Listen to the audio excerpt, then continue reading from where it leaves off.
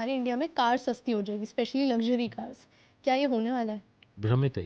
आप 100 करोड़ की बात करो ना, हम क्यों 1-2 करोड़, और छोटी बात करनी नहीं है, बड़ी बात करते हैं ना। आप सोच रहे हो कि चांदी यहाँ से डबल होएगी, ट्रिपल होएगी, 4 लाख जाएगी, अरे छोड़ दो इसको। ऑडियंस जानना चाहेगी दीपक वाडवा कौन सी इंडस्ट्री पे बेट करना है? मैं इंडिया पे बेट करूंगा। यूएस चाहता है क्रूड पे कब्जा, चाइना चाहता है मेटल पे कब्जा। इसलिए चाइना जो है रोज का अनगिनत क्वांटिटी में खरीद रहे सोना और चांदी खरीद रहा है, और जब वो खरीद रहा है वो जिस रेट पे मिल रहा है उस रेट पे खरीद रहा है। जीरोधा की ऐप पे लिखा हुआ है कि ऑप्शंस ट्रेडिंग में 95% of people lose money. Yes. How can we be the 5%? ऐसे समीकरण बन रहे हैं कि ये जो पावर की लड़ाई है, ये जो वर्चस्व की लड़ाई है, ये आगे भी इतनी जल्दी शांत नहीं होनी। नहीं, ऑफ कोर्स हम अगर ये एनालिसिस ही कर अगर ये सकते हैं। नहीं होने वाली, हम्म तो इसका मतलब गोल्ड और सिल्वर में बड़े कहीं ना कहीं तेजी रहने वाली है। मैं कहता हूँ आप पंडित मत बनिए, आप ट्रेडर हो, ट्रेडर बनो। और मैं दुनिया के किसी भी पंडित को चैलेंज कर देता हूँ, कौन सा ऐसा पंडित था जिसने ये कह दिया था कि 8 नवंबर को मोदी जी आएंगे और ये हमारे जो पैसे घर रखे मिट्टी हो जाएंगे। देखिए खुशी जी, आप भी एक महिला हैं और मैं देख पा रहा हूँ कि आपने कुछ अंगूठियाँ भी पहनी हुई हैं, गले में चेन भी पहनी है। तो in India women is very fancy about या वेयरिंग गोल्ड। आज चाइना चाहता है कि जितने भी रेयर अर्थ मेटल हैं उस पर उसका कब्जा। जैसे यूएस चाहता है कि मेरा कब्जा क्रूड पे हो। आप देखिए यूएस ने पिछले 20-25 साल में जहाँ जहाँ इन्वेजन किया है वो सब क्रूड के लिए किया है। बजट में एक बहुत बड़ा हाईलाइट था कि ट्रेडिंग पे टैक्स बढ़ा दिया गया। उसके बारे में आपका क्या कहना है? कॉपर में इन्वेस्ट कर दो, यूरेनियम में इन्वेस्ट कर दो। हाँ। मैं कहता हूँ ये सब मिथ्या है। आप कॉपर में इन्वेस्ट कर ही नहीं सकते। आज मोदी जी का मन किया 1 लाख करोड़ छाप लिए, फिर मन किया 50 लाख करोड़ छाप लिए। तो किसी भी कंट्री को कोई लिमिटेशन नहीं रहेगी पैसा छापने में, तो फिर गरीब कौन रहेगा? तो ये पैरिटी खत्म हो जाएगी गरीब और अमीरी वाली। जो चीज़ 1000 से गिर के आ गई 50 रुपए पे, और मैं सोच रहा हूँ ये 50 वाली दोबारा 1000 चली जाएगी, तो मैं मूर्ख हूँ। 3 ऐसे सिंपल रूल्स बताइए जो 2026 में हमारे ट्रेडर्स फॉलो कर सके। सरकार को मैं रिक्वेस्ट करूंगा, अपील करूंगा कि बजट तो जो है वो है, एक आगे लॉ लेके आए जैसे चाइना लेके आया था, वन चाइल्ड पॉलिसी। अब हमें बहुत सख्त जरूरत है। आपको सुविधाएं चाहिए यूएस जैसी, so are we paying taxes like US? Are we being honest country like US? तो क्या सिर्फ मोदी जी ने ठेका लिया है देश को सुधारने का? सऊदी अरेबिया ने अपनी स्टॉक मार्केट ओपन करी है फॉरेन इन्वेस्टर्स के लिए, तो क्या इंडियन इन्वेस्टर्स इन्वेस्ट कर सकते हैं और क्या रिस्क है इसके?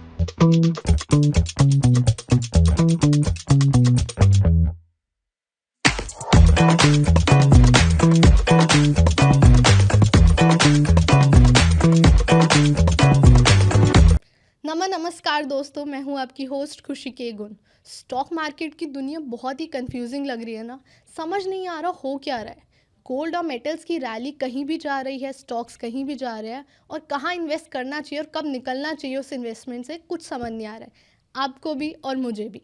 एंड इसीलिए आज नवा टॉक्स के इस एपिसोड पे हमने गेस्ट बुलाए हैं, मिस्टर दीपक वाडवा, जो बहुत ही सीजन ट्रेडर और एजुकेटर हैं। उन्होंने अपने एक्सपीरियंस से हमें समझाया कि गोल्ड और मेटल्स में ये हुआ क्या, क्यों ये गोल्ड और सिल्वर इतना ऊपर नीचे गया, और क्या फ्यूचर में होगा, कहाँ इन्वेस्ट करना चाहिए, किस माइंडसेट से इन्वेस्ट करना चाहिए, बजट को कैसे समझे, और इंडिया की जो ईयू या यूएस के साथ डील्स हुई है उसका क्या इम्पैक्ट होने वाला है। अगर इन सब के सवाल आप भी जानना चाहते हैं तो इस एपिसोड को एंड तक देखिएगा, बहुत ही इंटरेस्टिंग स्टोरीज और बातें की गई हैं। Let's get into this episode. Welcome to Nama talks Deepak sir, we are very glad to have you here. And ये बहुत ही इंटरेस्टिंग एपिसोड होने वाला है क्योंकि हमने पिछले कुछ महीनों से मार्केट में ऐसे ट्रेंड्स देखे हैं, हाईज लोज, एक्सट्रीम हाईज एक्सट्रीम लोज, बहुत अनप्रिडिक्टेबल रही है मार्केट। और आज हम उन्हीं चीज़ों के बारे में बात करेंगे, be it stocks, be it metals, be it global impact क्या रह रहा है, और ऑडियंस के बहुत interesting questions and even crypto. But first question to you sir is कि ये जो गोल्ड का और सिल्वर का हमने रैली देखा, जैसे ट्रेंड्स देखे, how would you explain to a 12-year-old कि ये गोल्ड और सिल्वर की जर्नी जो ऊपर नीचे की रही है, इसका रीज़न क्या है? थैंक यू खुशी मुझे बुलाने के लिए। और जैसा कि आपने एक कमांड दे दिया है 12 years old वाला, तो मैं थोड़ा आसान भाषा में समझाने की कोशिश करता हूँ। पहले ये समझते हैं गोल्ड है क्या। Hmm. Gold is a metal against which people, या not people I must say, जो सेंट्रल बैंक्स हैं वो करेंसी प्रिंट करते हैं। हम्म। अब आज आप देखती हैं कि हमारे पास एक 500 का नोट है, या 1000 का नहीं, मतलब 500 का नोट है, या 200 का नोट है, 100 का नोट है, तो उस पर लिखा है कि मैं धारक को 500 रुपये देने का वादा करता हूँ। तो वो कैसे वादा हो रहा है? Is it just a piece of paper और it is backed up with something? Okay. अगर मैं आपसे कहूँ कि आप उतने नोट प्रिंट कर सकते हो जितने का आपके पास गोल्ड है, hmm. So at least that paper will have some value backed up with इट। ओके। अगर मैं आपसे कहूँ कि आप जितने मर्जी नोट प्रिंट कर लो, तो फिर तो ये दुनिया में गरीब कोई बचेगा ही नहीं। करेक्ट। भाई आज मोदी जी का मन किया 1 लाख करोड़ छाप लिए, फिर मन किया 50 लाख करोड़ छाप लिए, तो किसी भी कंट्री को कोई लिमिटेशन नहीं रहेगी पैसा छापने में, तो फिर गरीब कौन रहेगा? हम्म। तो ये पैरिटी ख़त्म हो जाएगी गरीब और अमीरी वाली। तो gold is a instrument which is backed up, which is a backup for the currency. ठीक है। अब क्या होता है कि जब भी किसी दो कंट्रीज़ के बीच में पावर को लेके, वर्चस्व को लेके, या किसी भी तरीके से कोई भी कॉन्फ्लिक्ट ऑफ इंटरेस्ट आ जाता है, हम्म। तो वो कंट्री अपने डॉलर्स या जो करेंसी होती है उसे बेचकर गोल्ड खरीदने लगती है। ठीक है। अभी सारी दुनिया को पता है कि यूएस और चाइना के बीच में एक द्वंद्व चल रहा है। यूएस कहना चाहता है कि मैं ज़्यादा पावरफुल हूँ, और चाइना कहना चाहता है कि मैं ज़्यादा पावरफुल हूँ। अब इन दोनों में वो चल रही है लड़ाई, ईगो क्लैश चल रहा ईगो है। क्लैश चल रहा है। ये ईगो क्लैश क्यों चल रहा है, इसके पीछे भी मैं थोड़ा सा आपको बताता हूँ। अभी हम सब लोगों ने देखा, आज से 2.5-3 साल पहले कुछ रशिया और यूक्रेन की लड़ाई हुई थी। तो जिस दिन ये लड़ाई हुई थी, because Ukraine being a member of NATO, तो उन्होंने, यूएस ने ये कहा कि रशिया का कुछ पैसा वहाँ पे बॉन्ड के फॉर्म में पड़ा हुआ था। कुछ 420 मिलियन या बिलियन था, मुझे एग्जैक्ट नहीं पता, लेकिन 420 मुझे पता है। तो उतने बिलियन डॉलर ही नहीं, मिलियन बिलियन डॉलर होंगे शायद, या मिलियन डॉलर होंगे, मुझे एग्जैक्ट नहीं पता, बट 420 मिलियन ही ठीक है। मान लेते हैं। तो 420 मिलियन डॉलर्स जो है रशिया ने बॉन्ड ले रखे थे यूएस के। तो उन्होंने कहा भैया ये फोरफिट हो गए, अब आपको पैसा नहीं देंगे हम, क्योंकि आपने हमारी मेंबर कंट्री जो नेटो का मेंबर था, यूक्रेन, उस पर हमला कर दिया, तो हम सब एक साथ हैं भाई। तो अब क्या हुआ कि ये देखा देखी में अब रशिया का वो पैसा मर गया यूएस में जो लगा हुआ था। अब आज चाइना की स्थिति को समझते हैं, तो चाइना का 80% आज जो बिजनेस है that is from exports. Hmm. China is exporting everything. आप अपने घर में देखिए, हर चीज मेड इन चाइना हर है। चीज़, मतलब almost 80% things are made in China, including correct. Your mobile which is iPhone, right. तो अब चाइना के पास बे इंतहा बेहिसाब डॉलर पड़ा है। हम्म। अब किसी दिन ट्रम्प साहब ने खड़े होकर ये कह दिया, अनाउंसमेंट कर दी कि आज रात को 8 बजे से डॉलर हमारा ज़ीरो हो गया, तो चाइना तो घर बैठे बैठे बर्बाद हो जाएगा। करेक्ट। तो what he is doing, he is having ample amount of dollars. अब वो उस डॉलर का क्या करे, तो he is converting his dollars to metal in form of gold. Hmm. तो गोल्ड तो इसलिए बढ़ रहा है, इसलिए बड़ा है। ठीक है। अब बहुत सारे आप यूट्यूब पे देखती होंगी, इंस्टा पे देखती होंगी, लोग आजकल भिन्न भिन्न प्रांतीय की रील बना रहे हैं कि कॉपर में इन्वेस्ट कर दो, यूरेनियम में इन्वेस्ट कर दो। हाँ। मैं कहता हूँ ये सब मिथ्या है। आप कॉपर में इन्वेस्ट कर ही नहीं सकते। क्यों? क्यों? आप मेटल खरीद के ले आओ कॉपर का। आप अपने घर में, कॉपर में बीच में चली थी, बहुत बोतल आती थी कि ये बोतल में इससे पानी पानी पियो। पियो।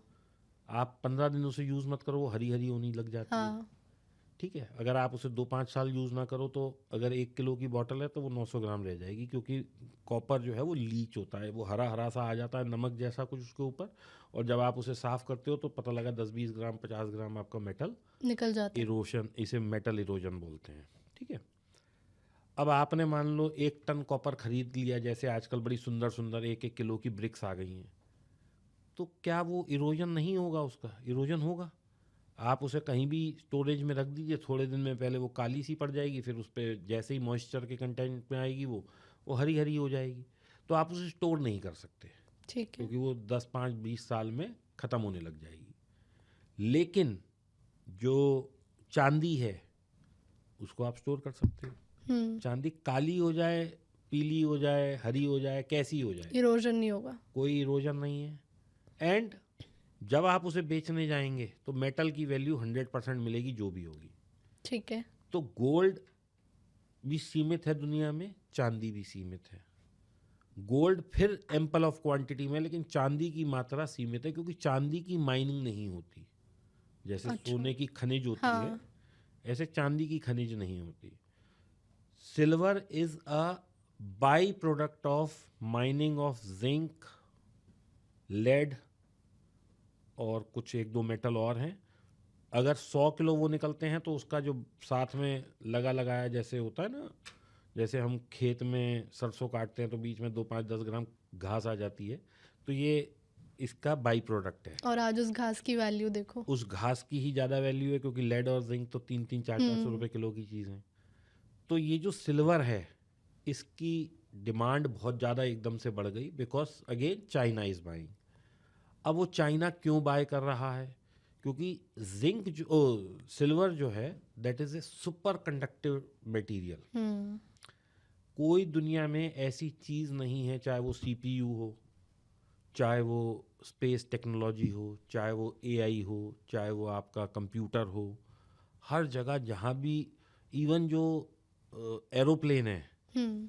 और ये आज से नहीं, 1960 उससे भी पहले से, जो एरोप्लेन के अंदर तार लगती है ना, उसमें भी कुछ परसेंट सिल्वर डाला जाता है। एक तो उससे उसका वेट कम हो जाता है तार का, दूसरा वो इट बिकम सुपर कंडक्टिव।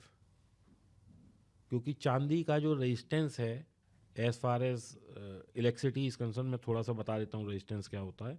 हमने मान लीजिए जो करंट है, यहाँ से 100 यूनिट करंट भेजा, तो कुछ करंट कॉपर भी खाएगी।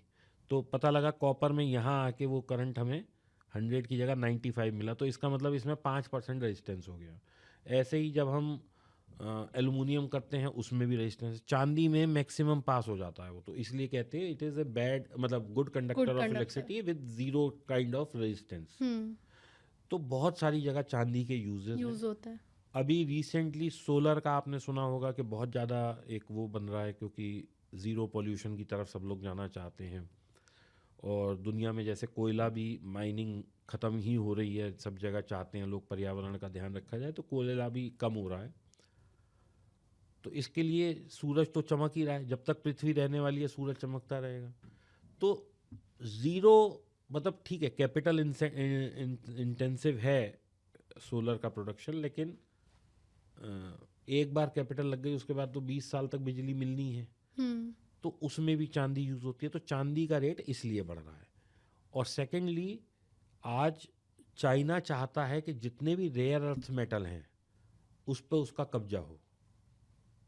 जैसे यूएस चाहता है कि मेरा कब्जा क्रूड पे हो। आप देखिए, यूएस ने पिछले 20-25 साल में जहाँ जहाँ इन्वेजन किया है, वो सब क्रूड के लिए किया है। जिन जिन कंट्रीज़ पे उनका झगड़ा हुआ है, वहाँ पे सब जगह क्रूड की लड़ाई है, चाहे वो अभी लेटेस्ट ये वेनेजुएला भी क्यों ना हो। हम्म। तो कुल मिला के बात क्या है कि यूएस चाहता है क्रूड पे कब्जा, चाइना चाहता है मेटल पे कब्जा। इसलिए चाइना जो है रोज का अनगिनत क्वांटिटी में खरीद रहे। सोना और चांदी खरीद रहा है। और जब वो खरीद रहा है, तो वो जिस रेट पे मिल रहा है उस रेट पे खरीद रहा है। तो इसलिए शॉर्टेज होती जा रही है चांदी की, और और प्राइस बढ़ता जा इसीलिए रहा है। प्राइस बढ़ता जा रहा है। और जैसा कि आपने कहा कि कॉपर के बारे में जो बात हो रही थी कि नहीं खरीदना चाहिए क्योंकि वो इरोड हो जाता है, जी, बट डिजिटली फॉर्मेट में तो बहुत लोगों ने रिटर्न्स अच्छे देखे हैं हिंदुस्तान कॉपर पे। देखिए वो एक कंपनी है जो हम्म। कॉपर बनाती है, ठीक है।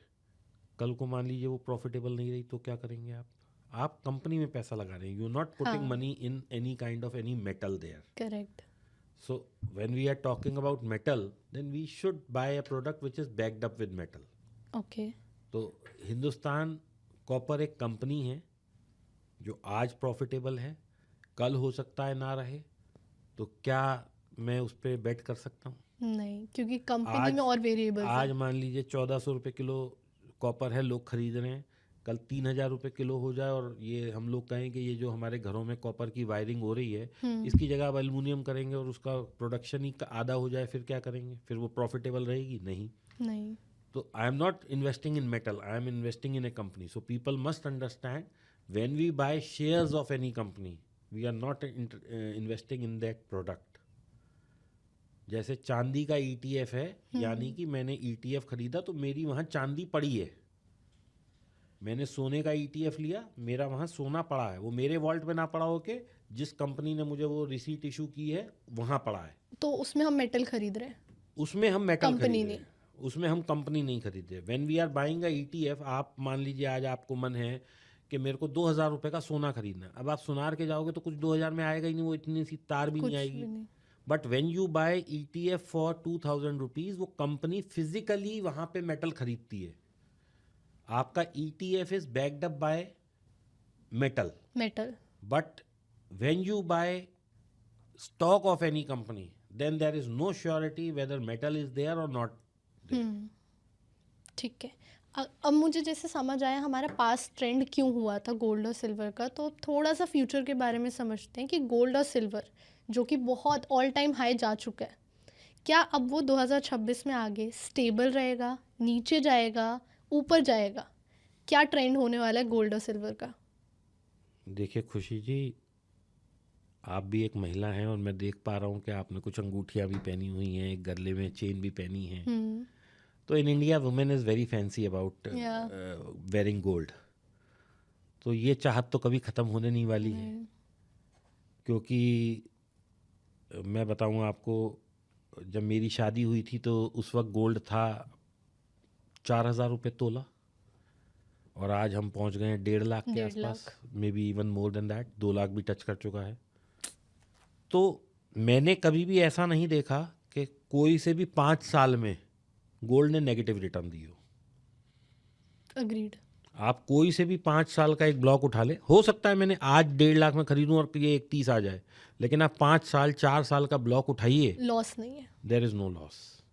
सेकेंडली, क्यों लॉस नहीं है? क्योंकि पावर की लड़ाई दुनिया में चलती रहेगी। जब से मैंने होश संभाला है, मैंने कम से कम नहीं तो 10 तो लड़ाई देख ली होंगी। सबसे पहले मैंने 1990 में कुछ खाड़ी युद्ध के नाम से हुआ था, इराक के ऊपर, नहीं ईरान के ऊपर, फिर ईरान इराक हुआ, फिर रशिया यूक्रेन अभी देखा हमने, इस बीच में हमने देखा इराक ख़त्म हो गया पूरा, अफ़गानिस्तान हो गया। तो ये पावर का लड़ाई चलती रहेगी। अभी चाइना और ताइवान में किस दिन क्या हो जाए, और बढ़ेगी। फिर हमने बीच में देखा वो कोरिया और यूएस का भी कॉन्फ्लिक्ट रहा, रशिया और अमेरिका का कॉन्फ्लिक्ट रहा, अभी ये क्या ग्रीनलैंड का हो रहा है। तो आप देखो ये क्या है, अब मतलब अब तक आप देखो आज से 10 साल पहले क्या ट्रेंड था, जो कंट्री जैसे चल रही थी चल रही है, अब वो एक दूसरे को कब्जा करके कि अब मैं जैसे चाइना है मेटल पे कब्जा कर लूँ, यूएसए मैं उस पे कब्जा कर लूँ, क्या नाम है, ग्रीनलैंड ही भाई लेना चाह रहा है, वेनेजुला ले चुका है, इधर यूएस अपना है ही है, क्रूड पे उसका कब्जा है। और क्रूड पे आप देखिए, क्रूड दुनिया में कहीं भी ट्रेड होता है वो डॉलर में ही होता है। हाँ। तो उसका डॉलर का भी वर्चस्व बना हुआ है। बहुत सारी कंट्रीज़ ने मिलकर सोचा कि चलो हम ब्रिक्स बना लें, जिसमें ब्राज़ील, इंडिया, चाइना, लेकिन ये मेटेरियलाइज कहाँ हो पा रहा है? आप बताइए, ये नहीं हो पा रहा। सब सोच रहे हैं कि ब्रिक्स अपनी कंट्री वो करेंसी छापेगा, उधर यूरो स्ट्रांग हो जाएगा, लेकिन कहाँ हो पा रहा है?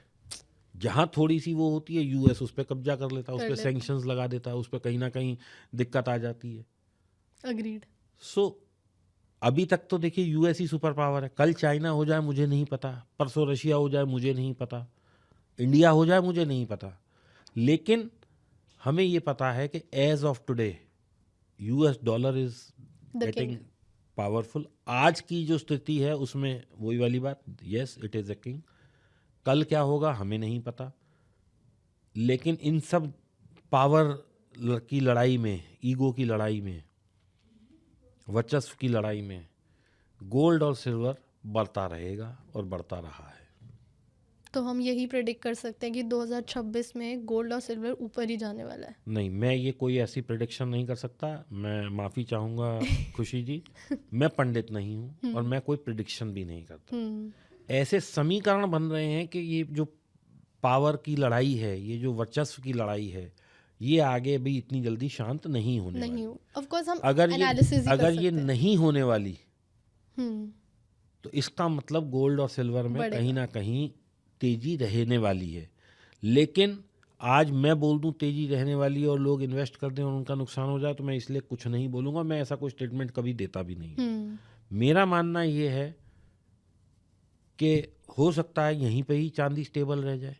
और ऑलरेडी लोगों ने, जिन्होंने आज से 6 महीने पहले ली थी, दिवाली वाले दिन कुल 1.5 लाख रुपए रेट था, उसके बाद चांदी 4 लाख पहुंच गई और आज 4 लाख से गिर के 2.5 आ गई। तो 1.5 से तो 2.5 ऑलरेडी हम 1 लाख रुपए ऊपर बैठे ही हैं ना।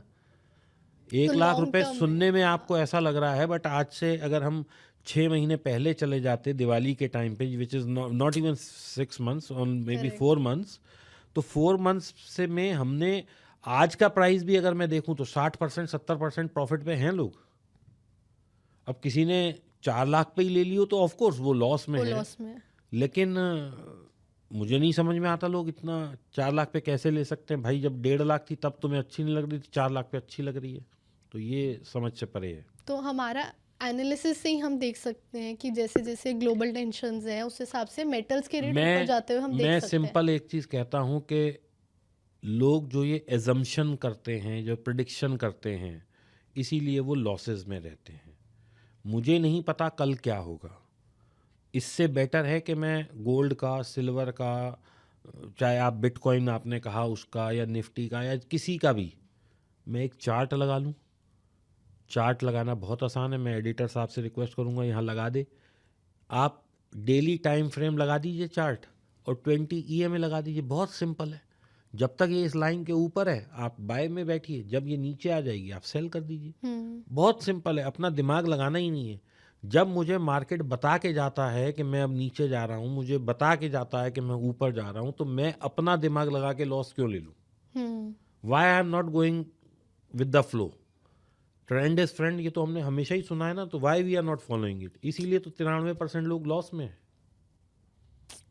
मैं आपसे ये ज़रूर आज के एपिसोड में समझूंगी कि एक स्टॉक को कैसे रीड करे, एक चार्ट को कैसे रीड करे, और एक कंपनी के स्टॉक के लिए ऐसी क्या चीज़ें देखे, कब एग्जिट या एंट्री पॉइंट करे। बट उससे ये पहले जो चार्ट है डेली टाइम फ्रेम का चार्ट, आपको डेली टाइम फ्रेम कोई सा भी आप चार्ट लगा लीजिए, चाहे वो सोने का हो, चांदी का हो, निफ्टी का हो, बैंक निफ्टी का हो, स्टॉक का हो, और भी कुछ भी, ऑयल का हो, नेचुरल गैस का हो, daily time frame 20 EMA, that is the best indicator. अगर वो ऊपर है उसके प्राइस लाइन के तो हमें बाय करना है। लाइन से नीचे आ गया, हमें चाहे हमने बिल्कुल टॉप पे लिया हो तो भी हमें वहाँ स्टॉप लॉस लेना ही लेना है। फिर जब ऊपर जाएगा तब दोबारा ले लेंगे। But I am not the one who will catch the falling knife. 4 lakh वाली चांदी गिरते गिरते 2 लाख आ, मतलब 2.5 लाख आ गई, हो सकता है 2 चली जाती। अब मैं मूर्ख आदमी अगर 4 लाख पे भी ले लूँ, 3.5 पे भी ले लूँ, 3 पे भी ले लूँ, फिर मैं सोचूं 2.5, अरे इससे ज़्यादा क्या गिरेगी, तो वो तो 2 भी गिर जाएगी। और वो 1.5 से शुरू हुई थी, वो तो 1.5 के भी नीचे जा सकती है। तो हम किसको कहेंगे कि भाई ये तुम क्यों गिर गए? तो बेटर है जब तक वो लाइन के नीचे, आई एम लीविंग इट। जब लाइन के ऊपर जाएगी तब दोबारा बाय कर लेंगे। तो माइंडसेट बहुत प्रैक्टिकल होना चाहिए, you have to be, because it's your money. Not emotional. तो जो लोग इमोशनल ट्रेडिंग करते हैं वो तो लॉस लेते ही हैं ना। जाते हैं। मेरे को सर बताइए मतलब अ फ्यू स्टेप्स, आप मुझे एक बार थोड़ा सा समझाइए कि क्या स्टेप है कि एक स्टॉक को रीड कैसे करें। आप फंडामेंटल नहीं रीड कर सकते, because for that you need to have a mindset of a CA कि इसका प्रॉफिट कितना है, इसका प्रोजेक्शन क्या है, ये कैसे और ये करेगा, हमें नहीं समझ आता। हमें नहीं समझ में आएगा। ठीक है, तो हमें इस लाइन पे जाना ही नहीं है। दूसरा, आज मान लीजिए सब उसके फंडामेंटल अच्छे हैं, जो उसका प्रमोटर था वो बेईमान हो जाए, आज कॉर्पोरेट गवर्नेंस का इशू आ जाए, तो मेरे को तो फंडामेंटल सब सही दिख रहे हैं, बट अंदर कुछ और अंदर कुछ और हो रहा है। ऐसा क्या हमने देखा नहीं? मैं आपको एग्जांपल देता हूँ, yes bank, there was a corporate governance issue. DHFL corporate governance issue. Gensol corporate governance issue. एक ही दिन में हजार रुपए टूट गए, जेंसॉल एक ही दिन में ख़त्म हो गया स्टॉक। तो हमें दिमाग लगाना ही नहीं है, हमें डेली टाइम फ्रेम पे 20 EMA लगा देनी है। जब तक ये स्टॉक उसके ऊपर है, आई एम विद हिम। जैसे ये नीचे बंद हो गया एक भी दिन, मुझे लॉस लेना ही लेना है। फिर ऊपर आएगा ना, मैं क्या करूँगा भाई, मेरा ज़्यादा से ज़्यादा क्या होगा, बीच के 10-20-50 रुपए मिस हो जाएंगे, वापस से ले लूँगा। लेकिन मैं लॉस में क्यों बैठा रहा हूँ? जो चीज़ 1000 से गिर के आ गई 50 रुपए पे, और मैं सोच रहा हूँ ये 50 वाली दोबारा 1000 चली जाएगी, तो मैं मूर्ख हूँ। So I need not have to follow my own instinct, क्योंकि वो गलत ही होने वाली है। क्योंकि you know we as human being, हमें लगता है कि यार इससे पहले कमाया था, ये हमारे लिए शुभ है। बहुत सारे लोग भ्रांतियां बना लेते हैं कि यार मैंने तो इससे बहुत कमाया था, मेरे लिए अच्छा है, ये धोखा नहीं देगा, मतलब an number of excuses they give to themselves. लेकिन वो सब लॉसेस में कन्वर्ट हो जाते हैं। तो इससे बेटर है, don't marry your stock, simply be practical.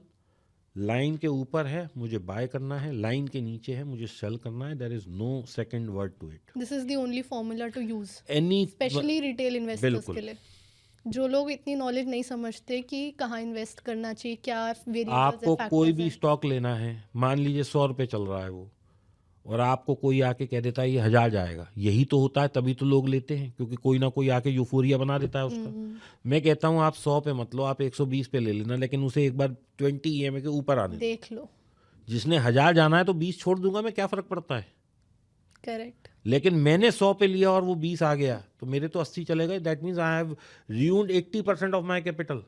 Where as I was dreaming के ये 100 वाली चीज़ 1000 हो जाएगी, मैंने तो यहाँ अपनी कैपिटल ही 80% ख़त्म कर दी। तो मुझे वो नहीं करना है भाई, ऊपर जाने दो। मैं शुरू के 20-50-100 रुपये छोड़ने को तैयार हूँ। मैं चलती ट्रेन में चलूँगा। I will not sit in A train which is not even having a engine. Correct. मैंने एक लाइन पढ़ी थी, जीरोधा की ऐप पे लिखा हुआ है कि ऑप्शंस ट्रेडिंग में 95% of people lose money. Yes, how can we be the 5%? बस ऐसे ही जैसे मैंने बताया this is the only formula जो हम ऑप्शंस में भी भाई। यूज कर आप सकते हैं। चलते ट्रेंड पे चलेंगे ना, जो चीज़ 100 पे है वो 80, 20, 60, 10 भी आ सकती है। जो चीज़ 100 से 120 आ गई, अब वो क्या होगा, वापस 80 आ जाएगी। हाँ। मैं स्टॉप लॉस लेके निकल जाऊंगा। जो चीज़ नीचे गिर रही है, the trend is downward, it can go to zero also. And in my own life I have seen stocks, Educomp पे एक स्टॉक होता था 16,000 वाला स्टॉक 50 पैसे पे बंद हुआ है। 16,000 वाला यूनिटेक, यूनिटेक मैंने खुद देखा है 12,600 पे ट्रेड होते हुए, 12,600 वाला 20 पैसे पे ट्रेड होते हुए देखा है मैंने। सुजलॉन 1200 रुपये का स्टॉक आज आप देख लो कहाँ है, 5-6 रुपये पे घूम रहा है। येस बैंक 600 वाला स्टॉक 6 रुपये पे घूम रहा है। सत्यम कंप्यूटर्स, किसी टाइम में लोग कसमें खाते थे कि भैया इससे बढ़िया कंपनी नहीं है, 5-5 रुपये में मिल रहा था। सो कंपनीज कैन गो हेवे, नुकसान हो सकता है। बेटर है कंपनी से दूर रहिए, इंडेक्स में ट्रेड करिए, you will make better money. कम आएगा, कम जाएगा। Exactly. Why are we reaching for, let's say 1 lakh if we can earn 60 to 70,000? वो ज़्यादा सेफ है, चाहे थोड़ा कम है। मेरा मानना यह है कि आज आप FD करते हैं, पूरे साल पैसा रखते हैं, 5% मिलता है। इससे बेहतर विकल्प आपके पास क्या है कि आप NSE, PPF ये सब कर दें, इसमें 7-7.5 मिलता है। इससे बेहतर क्या है, म्यूचुअल फंड 12-13-14% से 30% तक मिलता है आराम से। अगर अब आपके पास इससे बेटर विकल्प है तो आप उसमें जाइए, नहीं तो mutual fund is the best. मैं क्यों पूरा टाइम लगाऊं? आप देखो, सुबह 9 बजे से लेकर 3:30 बजे तक मैं इन्वॉल्व रहूं, पैसा लगाऊं, एनर्जी लगाऊं, और अगर मैं यहाँ पे इन्वॉल्व हूँ तो इसका मतलब I am losing on opportunity cost. आज मैं अगर ट्रेड कर रहा हूँ तो मैं अपना नुकसान तो ले ही रहा हूँ। अगर मैं ट्रेड नहीं करता, ये पैसा म्यूचुअल फंड में देता, नुकसान फ़ायदा वहाँ भी हो सकता है, लेकिन मैं तो कम से कम लाख रुपए महीने की नौकरी कर रहा हूँ, तो that is the opportunity cost. तो मैं I am losing on opportunity cost also and I am not making money in the market also. तो फिर क्या फ़ायदा, मैं कर क्या रहा हूँ? तो ऐसे कौन लोग होने चाहिए जो लोग जॉब छोड़ के अपना फुल टाइम ट्रेडिंग कर सकते हैं? जॉब छोड़ के फुल टाइम ट्रेडिंग तो मैं किसी को सजेस्ट ही नहीं करता, और अगर फिर भी किसी को बिल्कुल ही ये है कि भैया मुझे तो करना ही करना है, तो वो पहले कम से कम साल 6 महीने ये देख लें कि मैं अगर 1 लाख रुपए कमा रहा हूँ जॉब से, तो क्या मैं 2 लाख रुपए ट्रेडिंग से कमा सकता हूँ। If they are not earning double of it, they should not leave it. क्योंकि आज जो आदमी 1 लाख रुपए पे काम कर रहा है, साल भर बाद 1 20 1 25 पे पहुंच जाएगा, और 1 साल बाद 1.5 पौने 2 पे पहुंच सकता पहुंच है। सकते हैं। तो अब आप 2 साल अगर फेलियर रहे, तो पता लगा वहाँ से जॉब भी गई, यहाँ पे पैसा भी नहीं बना, और डिप्रेशन आ गया अलग, तो फिर आपकी सेवाएं लेनी पड़ेंगी उन्हें एज ए साइकेट्रिस्ट, तो वो एक और अलग काम हो जाएगा। प्लस साथ साथ जो लॉस हम इन चीज़ों से करते हैं ना, वो ज़्यादा हर्ट होता है क्योंकि इसकी रिस्पॉन्सिबिलिटी हम अपने हाथों में ले लेते हैं। सी, when you lose money in trading, you don't just lose money, you lose your mental peace, you definitely. lose you, it is a toll on your mental health, बहुत। it is a toll on your health। मैंने कई लोगों को heart attack आते हुए देखा है, मैंने कई लोगों को बीमार होते हुए देखा मार्केट में है, पैसा लूज करके। मार्केट में पैसा लूज, कई लोग सुसाइड कर लेते हैं। There are an number of news in the मतलब आर्टिकल्स इन द न्यूज़ कि मार्केट जिस दिन क्रैश होता है लोग सुसाइड कर लेते हैं, क्योंकि बहुत बड़ी पोजीशन होती है, they are not able to pay, तो they are left with no choice then to suicide. Exactly. And that's unfortunate. Sir, हम ट्रेडर्स की बात ही कर रहे हैं, तो आप 3 ऐसे सिंपल रूल्स बताइए जो 2026 में हमारे ट्रेडर्स फॉलो कर सकें। सबसे पहले तो go slow. Hmm. You don't have to put all your money in one go, ठीक है। You have to split it and then invest slowly. अब जब हम इन्वेस्टमेंट कहते हैं तो investment is a long term process, और अगर हम ट्रेडिंग कहते हैं तो ट्रेडिंग इज़ लाइक स्कैल्पिंग, मतलब आज लिया कल बेचा, आज लिया कल बेचा। तो ये साल बहुत हाई वॉलेटिलिटी का होने वाला है, क्योंकि अभी तक भी मिस्टर ट्रम्प जो है रोज़ आके आज 500% टैरिफ लगाऊंगा, आज 200 लगाऊंगा, आज 100 लगाऊंगा, आज ये लगाऊंगा। सेकेंडली, फेड का चेयरमैन भी चेंज होने वाला है, तो there are certain big major changes to be coming in times to come. तो मेरा कहना ये है, पहला रूल, मुझे अगर 1 लाख रुपया लगाना है तो मेरे को स्टैगर्ड वे में लगाना चाहिए, यानी कि 10-10 हज़ार रुपये 10 बार में। तो we have to invest in staggered way. Secondly, we have to be deaf and blind. Hmm. जो मैं सोच रहा हूँ मुझे उस पूरे सेटअप पे काम करना है। अगर स्टॉप लॉस आ रहा है तो स्टॉप लॉस लेना है, मुझे सुनना नहीं है, जो मेरा प्लान ऑफ एक्शन जो है। मेरा प्लान ऑफ एक्शन है। क्योंकि आज मैं सोचता हूँ कि मुझे चांदी बाय करनी है, पता लगता है टीवी कह रहा है कि भाई बहुत मंदी आने वाली है, पता लगा मैं बाय करते करते सेल में बैठ गया और वहीं से ऊपर चला गया, बिकॉज नो वन नोज कल क्या होने वाला है। So you are the best for your plans, don't listen to anyone, don't see what others are doing. आप अपना एक प्लान बनाइए कि मुझे 100 रुपये में घुसना है, 95 पे निकलना है, 120 पे निकलना है, यानी कि 100 रुपये पे मैं घुसूंगा, 95 पे मैं स्टॉप लॉस लूंगा और 120 पे मैं प्रॉफिट बुक प्रॉफिट करूंगा। Book. So you stick to your plans, don't listen to what your neighbours are doing, what your fellow traders are doing, for what others are doing, क्योंकि they also fall in that category of 93%। और ये वो भी गलती हम सब profitable, करते हैं। वो भी प्रॉफिटेबल नहीं है। तो जब वो ही प्रॉफिटेबल नहीं है तो आप उससे सलाह कैसे ले सकते हो? सही बात है। तो इससे बेटर है कि यू जज your self, you be your best companion and trade. Third, जैसे कि मैंने बताया, have a plan, follow a setup. अगर आपका चार्ट बोल रहा है कि मुझे बाय करना है सिर्फ, तो ही करना है, क्योंकि चार्ट तो सब कुछ दिखा ही रहा है ना। चार्ट आपको ये भी दिखा रहा है कि कंपनी में कुछ प्रॉब्लम तो नहीं है, चार्ट आपको ये भी बता रहा है जियो पॉलिटिकल सिचुएशन क्या चल रही है, चार्ट आपको ये भी दिखा रहा है DIA FIA बाय कर रहे हैं या वो सेल कर रहे हैं। मतलब chart is a representation of everything. तो मैं क्यों टीवी की सुनूं, मैं क्यों किसी को यूट्यूब पे सुनूं, कोई मेरे को क्यों सुने? मैं तो कहता हूँ भाई चार्ट देखो ना, चार्ट अगर कह रहा है बाय तो बाय करो, चार्ट कह रहा है सेल करो तो सेल करो, चार्ट की सुनो। चार्ट की सुनो। टॉक टू चार्ट्स, मैं तो बहुत जगह बोलता हूँ टॉक टू योर चार्ट्स, क्योंकि आप मेरे से बात करो, इससे बात करो, you are just wasting your time, but if you are talking to the chart you will learn how to make money in this market. ठीक है। आई थिंक वो बहुत ही इंटरेस्टिंग रूल्स बताए आपने, जो हम कहीं ना कहीं भूल जाते हैं जब भी हम ट्रेडिंग करते हैं। अभी जैसे हम सुन लेंगे, बट जब हम वहाँ बैठते हैं और कई बार हम लोगों की सुन के अफेक्ट होते हैं तो हम यही रूल्स भूल जाते हैं। तो ये याद रखना बहुत ज़रूरी है। देखिए खुशी क्या है, मैं यहाँ पे ना लोगों को बहुत बड़ा क्रिटिसाइज करता हूँ कि आप सब्जी लेने जाते हो या फल लेने जाते हो, पूरे हफ्ते का आप फल लाओगे ना, मुश्किल से 2,000 रुपये का आएगा, नॉट इवन 3,000 मैक्सिमम 4,000। उसमें तो हम बार्गेन करके 400 रुपये बचाने की कोशिश कर लेते हैं कि किसी तरह से 400 रुपये बच जाएं।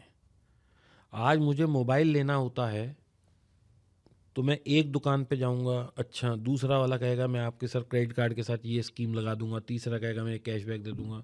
हम एक मोबाइल खरीदने के लिए जहाँ पे हम मुश्किल से 5,000 रुपये नहीं बचा पा रहे, और फिर हम उसे दिखाते हैं कि देख भाई ऑनलाइन तो इतने का मिल रहा है, तो फिर ऑनलाइन मंगा लो ना, वाई वेस्टिंग टाइम। आज 80% लोग क्या कर रहे हैं, हीटर लेने गए 10,000 का, भैया ऑनलाइन तो 9,000 का मिल रहा है, तो फिर आप 9,000 मंगा लो ना। Why you are wasting your resources. Petrol लगाया, टाइम लगाया, उस दुकानदार से झिकझिक करी, 9,000 का मंगा के ख़त्म करो। सही बात है। तो आप अपने टाइम की वैल्यू ही नहीं कर रहे। So people are saving small money and giving big money like anything. Stock market में आते ही पता नहीं आंखों पे क्या पट्टी आ जाती है, करोड़ों रुपए खो देते हैं, लेकिन 400 रुपए के लिए झिकझिक कर लेंगे। तो ये एटीट्यूड जब तक नहीं चेंज होगा, focus on big things not on small things, bargain on big things not on small things, ये एटीट्यूड लाना पड़ेगा। बहुत इंपॉर्टेंट है। अब मैं एक एग्जांपल देता हूँ आपको। आप गाड़ी चलाते हो, आप कितनी दफ़ा तुम्हारा लाइसेंस चेक हुआ है? जब तक कुछ गलत नहीं करते तब तक। पिछले एक साल में तुम बताओ, तुम गाड़ी चलाती हो, कितनी दफ़ा लाइसेंस एक चेक? बार भी नहीं। मेरा भी नहीं हुआ। मैं तो पिछले 30 साल से गाड़ी चला रहा हूँ ऑलमोस्ट। मेरा लाइसेंस मेरे ख्याल पिछले 2-3 साल में एक बार मुझे पुलिस वाले ने देख के नहीं रोका। लेकिन जिस दिन मैं लाइसेंस मेरी जेब में नहीं होता, उस दिन मुझे अंदर से वो होता है यार कहीं चेकिंग ना हो जाए आज। सो मेरे को उसका तो डर है। जो चीज़ मेरे साथ साल में 2 साल 5 साल में 1-2 बार हो रही है, लेकिन मैं ट्रेडिंग के वक्त आते ही बिल्कुल बेखौफ हो जाता हूँ, क्योंकि वहाँ मैं पैसा खो रहा हूँ, मैं अपने इमोशंस को वो मतलब काउंट ही नहीं कर रहा। मैं यहाँ पे अकल ही नहीं लगा रहा कि भाई मेरे को यहाँ पे स्टॉप लॉस लेना है, मेरे को यहाँ पे I don't have need not have to marry the stock और द इंडेक्स और whatever I am trading, I don't have to लगाओ my dil there, I have to think from my brain.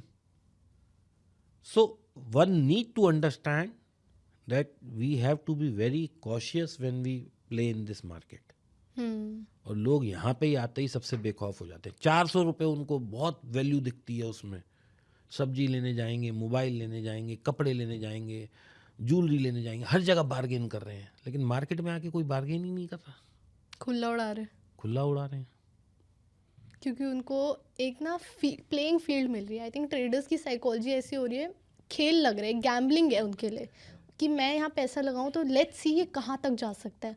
और वो गैम्बलिंग माइंडसेट जो हम even हमारी language में psychology में भी एक डिसऑर्डर में आ जाता है एक लेवल पे आने के बाद, क्योंकि एडिक्शन हो जाता है उस माइंडसेट के साथ। जब आप पैसों के साथ खेलते हो, एक एड्रीनलिन रश है। देखो मैं आपको पहले तो यहाँ पे आपको भी करेक्ट करूँगा और मैं सबको करेक्ट करूँगा, you are not playing here. Mindset की बात वही, ठीक है, you have to take it as a very serious business. Exactly. This is, you are investing in a company.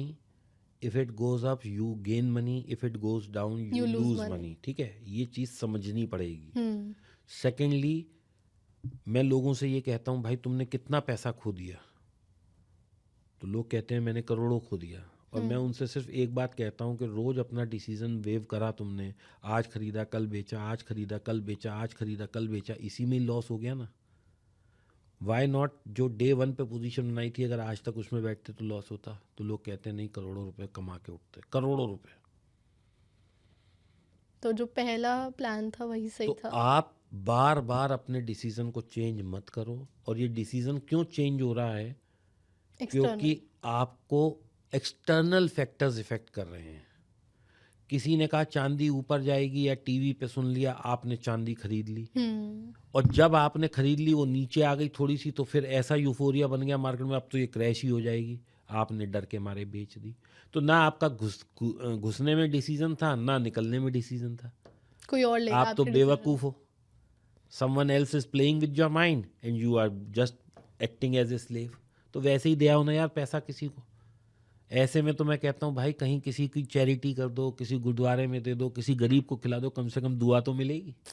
भाई आपने तो खोना ही है, क्योंकि you are not using your brain, तो भाई दुआएं ले लो, क्या पता उससे और पैसा ज़्यादा बन पैसा जाए। आ जाए। सही बात है। सर एक क्वेश्चन जो मेरा था आपके लिए कि 3 तरह की कैप्स हैं, large cap, mid cap, small cap. 2026 में कौन सबसे ज़्यादा आउट परफॉर्म करेगा? ये किसी को नहीं पता होता जी कौन परफॉर्म करेगा। मेरा कहना ये है, आपके पास 100 रुपये हैं, आप 100 रुपये को स्टेगर्ड वे में लगाइए। पहले समझ लेते हैं लार्ज कैप क्या है, मिड कैप क्या है, स्मॉल कैप क्या है। लार्ज कैप वो बड़ी कंपनीज हैं जिनकी मार्केट कैप शायद 50,000 करोड़ से बड़ी है। 5,000 या 2,000 करोड़ से लेके 50,000 करोड़, या मेरे ख्याल 20,000 करोड़, मुझे एग्जैक्ट नहीं पता है, वो देख लीजिए, आप गूगल कर लीजिए, कहिए तो मैं देख के बता दूं। बड़ी कंपनी, मझौली कंपनी, छोटी कंपनी, ठीक है। Small cap, mid cap, large cap. अभी लार्ज कैप में क्या है, बहुत स्ट्रॉन्ग कॉरपोरेट गवर्नेंस होता है, बड़ा बिजनेस होता है, मार्केट कैप 1 लाख करोड़ से 20 लाख करोड़ तक होता है। तो यहाँ पे प्रॉफिट भी कम आता है, लॉस भी कम होता है। Large cap is like a FD से ज़्यादा रिटर्न है, लेकिन रिस्क भी है। मैं ये नहीं कहूँगा रिस्क नहीं है, माइनस भी हो सकता है, लेकिन नॉर्मल रूप से 10% के आसपास, बहुत स्टेबल। 12% की रिटर्न निफ्टी में ही अगर हम इन्वेस्ट करें तो 15-17% की रिटर्न साल की आ जाती है। अब आते हैं मिड कैप पे। तो मिड कैप क्या है, 12% से लेके 24-25% तक रिटर्न दे देते हैं। लेकिन I am not talking about any particular company, I am talking about the basket. Basket. Then come small cap.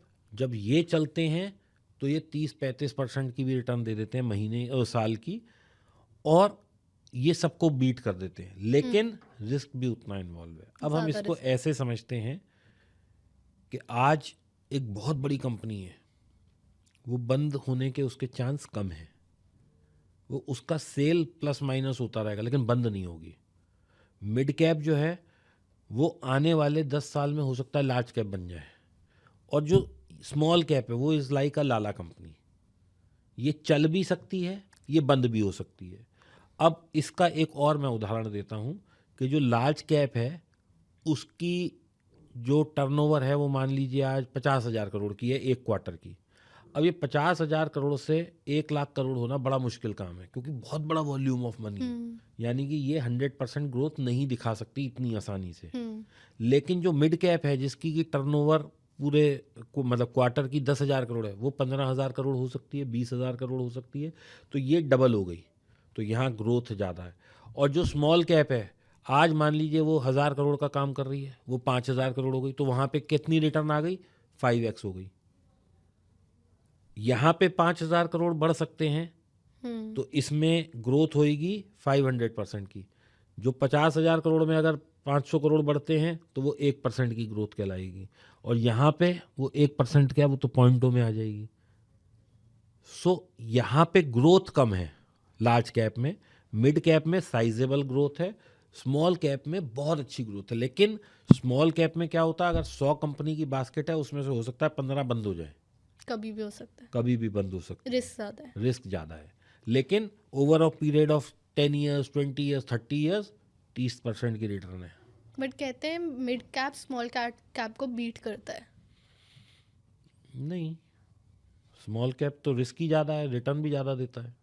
कहा जाता है, मैंने मतलब पढ़ा गया है नहीं कि नहीं, मिड आप कैप बीट कर सकता है स्मॉल कैप को। Let's talk on data. तो डेटा में ऐसा नहीं है, किसी साल हो सकता है कि स्मॉल कैप ज़्यादा अच्छा चल जाए, मिड कैप ना चले, but over a period of long term आप देखेंगे तो small cap has beaten everyone. ठीक है सर, एक अल्टीमेट क्वेश्चन जो मेरी ऑडियंस ज़रूर जानना चाहेगी कि क्या 2026 में मार्केट क्रैश आने वाला है या नहीं? किसी को नहीं पता। कोई चांसेस है? चांसेस तो देखिए ऐसा है कि I will speak something very odd, मुझे नहीं पता मैं यहाँ से घर भी पहुँचूंगा या नहीं। So it is as good as this question. But अगर नेक्स्ट 3 मंथ्स की भी बात करें, हो सकता है आज ही रात को दुनिया में अमन चैन पीस सब हो जाए, और हो सकता है आज ही रात को रशिया और अमेरिका लड़ पड़े, चाइना और अमेरिका लड़ पड़े। हमें नहीं पता खुशी, ये चीज़ें मैं कहता हूँ आप पंडित मत बनिए, आप ट्रेडर हो, ट्रेडर बनो। और मैं दुनिया के किसी भी पंडित को चैलेंज कर देता हूँ, कौन सा ऐसा पंडित था जिसने ये कह दिया था कि 8 नवंबर को मोदी जी आएंगे और ये हमारे जो पैसे घर रखे हैं मिट्टी हो जाएंगे? आप मुझे बताओ, कोई पंडित था? इतना बड़ा इवेंट जहाँ पे हमारे दुनिया में मतलब इंडिया में जितने लोगों के पास पैसा था सब उसकी वैल्यू डिवैल्यूएशन हो गई। करेक्ट। पंडित आज मैं देखता हूँ रीलों में आके बोल रहे हैं सोना चांदी यहाँ से ऊपर जाएगा, डॉलर में कमजोरी आएगी। तो भाई तुमने रुपए की कमजोरी क्यों नहीं उसने निकाली जब 8 नवंबर था? मुझे किसी की भी एक रिकॉर्डिंग दिखा दो। सो ये सब अटकलें होती हैं, किसी को नहीं पता कल कौन सा देश कहाँ लड़ेगा, कौन से देश में संधि हो जाएगी। कल अगर चाइना और अमेरिका दोस्त हो गए तो सबसे पहले गोल्ड क्रैश हो जाएगा, और इनकी लड़ाई लड़ती रही तो स्टॉक मार्केट क्रैश हो जाएगी। So better design A portfolio which has large cap, small cap, mid cap, gold, silver, bitcoin, insurances. ऐसा एक पोर्टफोलियो बनाओ ना जिसमें सब कुछ हो। कभी एक चीज़ चलेगी, कभी दूसरी चलेगी, लेकिन हाँ 20-25 साल बाद देखेंगे सब में मुनाफा होगा। बट कहीं इंडियन फैमिलीज ने, स्पेशली मिडिल क्लास फैमिलीज ने एकदम से गोल्ड का राइस सुना कि बढ़ने वाला है, बढ़ने वाला है, बढ़ने वाला है, और एकदम से सारा कैपिटल गोल्ड में डाल दिया है। क्या ये एक बेवकूफ़ी थी? वेट करें, बढ़ जाएंगे, रेट आएगा, 10-5 साल लग सकते हैं, आ जाएगा रेट। तो ये बेवकूफ़ी नहीं थी? देखिए, अब आप जो डिसीजन ले चुके हो उस पे हमारे पास लाइफ में ना रिवर्स का बटन नहीं होता, रिवाइंड बटन लाइफ देती नहीं है। तो अब जो डिसीजन ले लिया, चाहे वो गलत है या सही है, उसे एक्सेप्ट करो, वेट कर लो ना यार, क्या दिक्कत है। आज मैं कह दूं कि बेवकूफ़ी थी और कुछ लोग इसको आज ही बेच लें, लॉस बुक कर लें और कल फिर किसी और चीज़ में लगा दें और वो गिर जाए, पता लगा गोल्ड ऊपर बढ़ जाए, तो मैं तो कहता हूँ अब गलती हो गई तो भाई वेट करो। मेरे ख्याल से भगवान की यही रज़ा है कि अभी आप आगे कुछ ना करो, उसी के साथ बने रहो। तो बट डाइवर्सिफाई करने को कहा जाता है।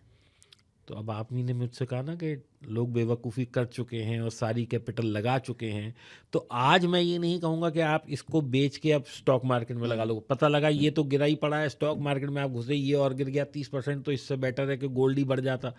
तो अब जो डिसीजन ले चुके हो उस पर बने रहो, लेकिन आगे डाइवर्सिफाई करके लगाओ। जैसे मैंने बताया कि लार्ज कैप भी होना चाहिए, मिड कैप भी होना चाहिए, स्मॉल कैप भी होना चाहिए, गोल्ड भी होना चाहिए, सिल्वर भी होना चाहिए, बिटकॉइन भी होना चाहिए, और बहुत सारी चीज़ें हैं। वो सब का आप एक बास्केट बनाएं, चाहे 1 रुपया लगाएं या 1 लाख रुपया लगाएं या 1 करोड़ लगाएं, उसी स्प्लिट को बरकरार रखें, उसी परसेंटेज वाइज, तो पैसा बन जाएगा आने वाले समय में। But it is a investment is a long term journey, it is not overnight. या इट्स नॉट, मतलब कहते हैं ना कि if you are thinking of owning a stock, you own it for 10 years at least, not for 10 मैं तो आपकी minutes. Audience को एक फार्मूला दे जाता हूँ भाई, देखो आप small cap, large cap, mid cap की हम बातें कर रहे हैं। कोई भी यूथ या कोई भी पेरेंट अपने बच्चे के लिए, मान लीजिए किसी का आज बच्चा हुआ है, ठीक है, हमें तो नहीं पता कौन क्या कब तक चलेगा, लेकिन हम मान लेते हैं आज ही बच्चा हुआ है।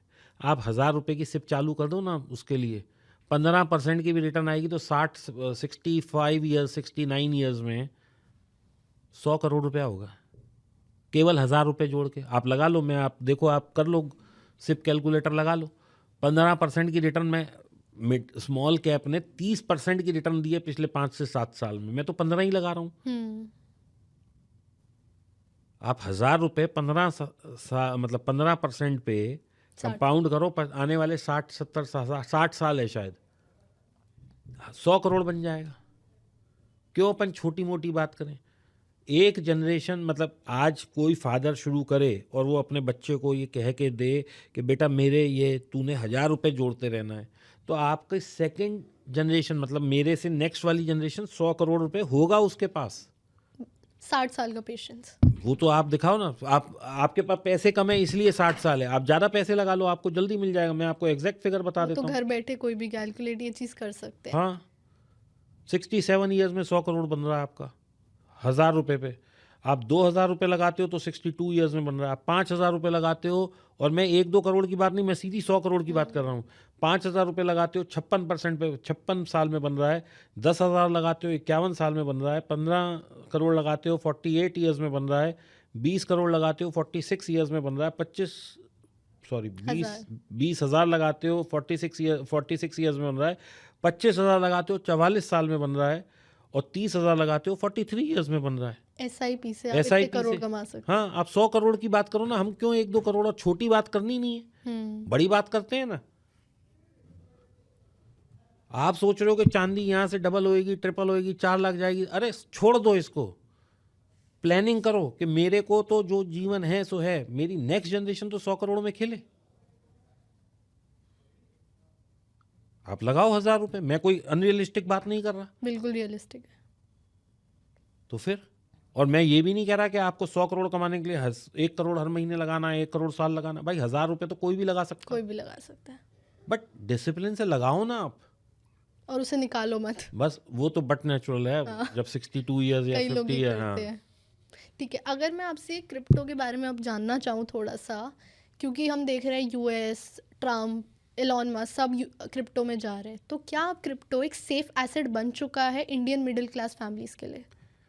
देखो, जो चीज़ खुशी मार्केट में आ गई वो कभी भी सेफ नहीं होती। सेफ वर्ड के लिए सिर्फ एक चीज़ होती है, वो है एफडी।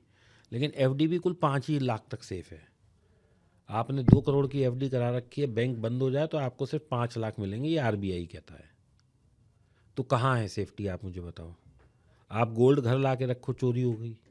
अभी मैं देख रहा था परसों, लोगों के बैंक के लॉकर से सोना गायब हो गया। हाँ, मैंने तो भी कहाँ देखा। है सेफ्टी?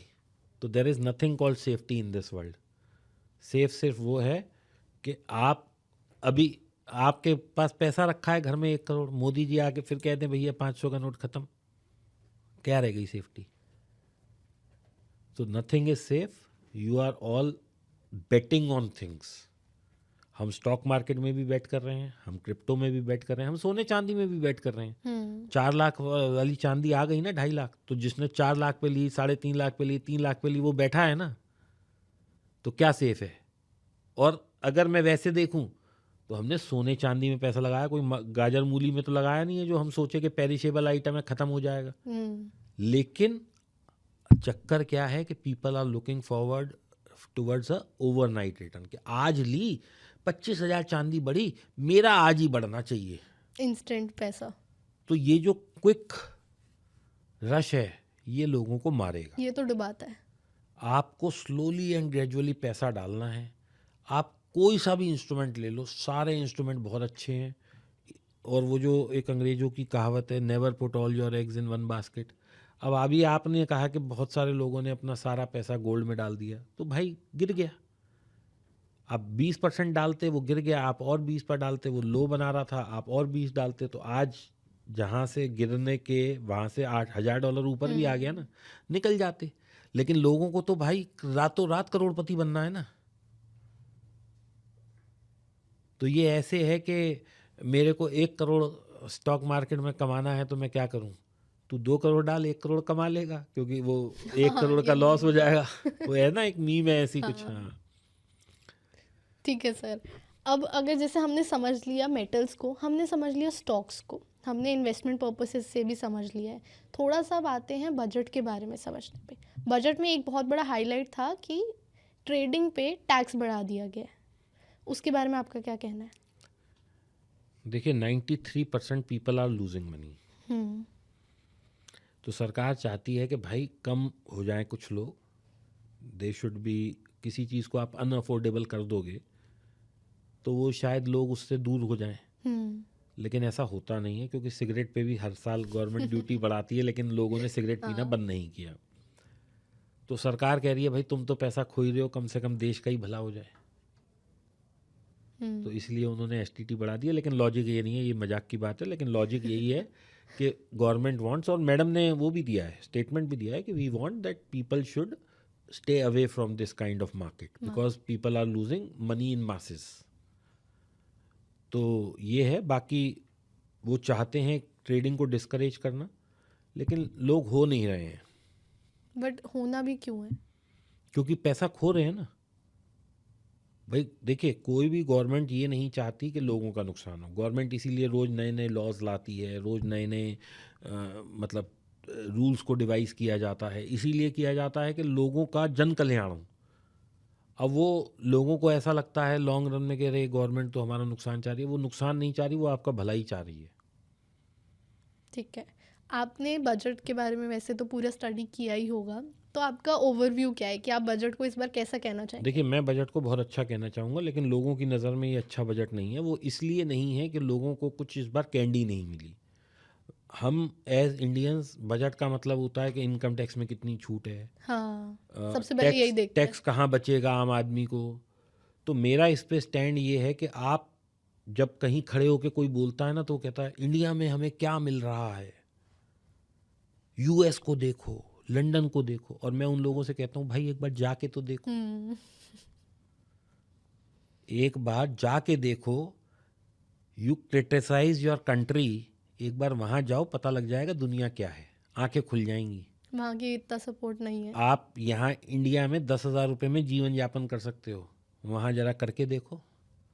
पानी की बोतल भी वहाँ ना $3 की आती है, जो अपने यहाँ 20 रुपये की मिलती है।